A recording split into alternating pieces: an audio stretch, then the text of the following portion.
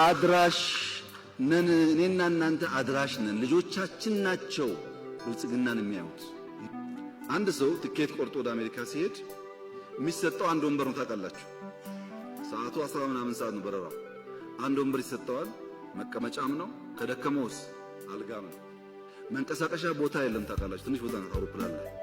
ሰው ቢርበው ምግብ ቢል አንዴ ሁለቴ ይሰጣል። ግን ይሰጥ ፈልገህ አይደለም፣ ይሰጣል። ታሽጎ ይሰጣል እንጂ ይሄኛውን አልፈልግም ምስር አርግልኝ አይባልም። አየር ላይ ይባላል።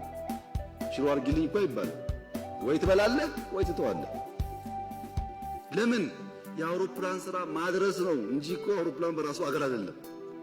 የምትሄድበት እስከምትደርስ ሽንት ቤቱ ውስን ነው፣ መቀመጫ ውስን ነው፣ አልጋው አይመችም፣ መንቀሳቀሻ ቦታ የለም፣ ምግብ ውስን ነው። ችለህ ዋሽንግተን ስትደርስ ክፍት ይሆናል ማለት ወይ ከዛ ስመጣ ክፍት ይሆናል ማለት። እኔና እናንተ ያለንበት ሁኔታ እንደሱ ነው። አድራሾች ነን፣ ወደ ብልጽግና አድራሽ ነን። ያሻነውን ነገር ማድረግ አንችልም። ማመን አለባችሁ ይሄን ጉዳይ።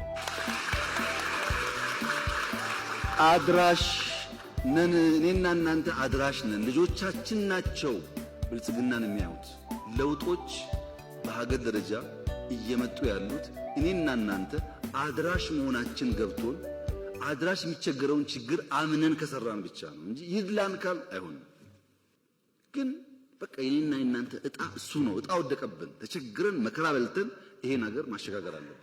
እንደዛ ማሰብ ከናንተ ይጠበቃል።